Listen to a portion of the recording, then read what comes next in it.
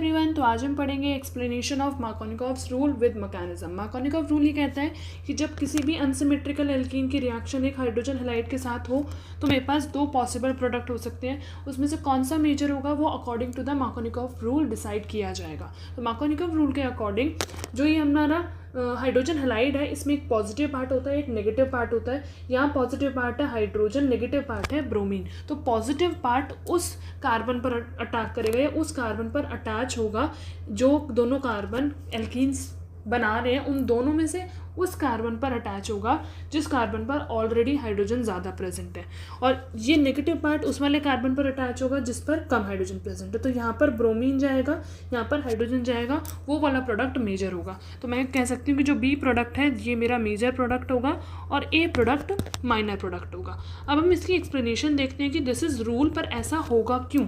तो ये हम देखेंगे मैकेनिज्म से। Step 1 of this mechanism is formation of carbocation. यहाँ पर भी कार्बोकैटायन पहले बनेगा। कैसे बनेगा कार्बोकैटायन? यहाँ पर हमारे पास जो ये एल्कीन प्रेजेंट है ना, इस एल्कीन में इलेक्ट्रॉन डेंसिटी है CH3CH डबल बॉन्ड CH2। ये इलेक्ट्रॉन डेंसिटी HBr के इस H को अपनी तरफ खींच लेगी। मीन्स H पॉजिटिव जो है, यहाँ से हमें पता है कि ये पोलर बॉन्ड है तो मेरे को H पॉजिटिव मिलेगा और एक Br नेगेटिव मिलेगा।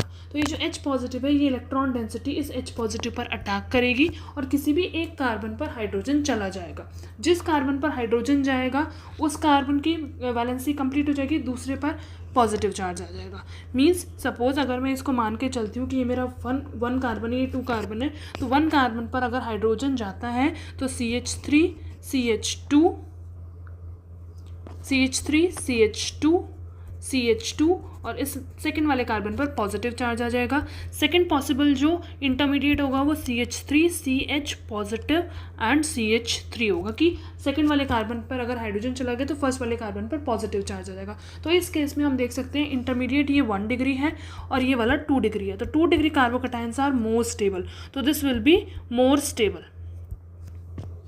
तो सॉल्यूशन के अंदर दोनों प्रेजेंट होंगे पर लेकिन मोर स्टेबल सेकंड वाला होगा। दोनों के करस्पॉन्डिंग प्रोडक्ट बनेंगे। ये वाला लेस स्टेबल है तो इसके करस्पॉन्डिंग जो प्रोडक्ट बनेगा वो माइनर प्रोडक्ट होगा। तो अब यहाँ पर Br नेगेटिव आकर इन पॉजिटिव चार्ज पर अटैक कर देगा और हमें प्रोडक्ट मिलेंगे CH3CH2CH2Br जो कि एक माइनर प्रोडक्ट होगा।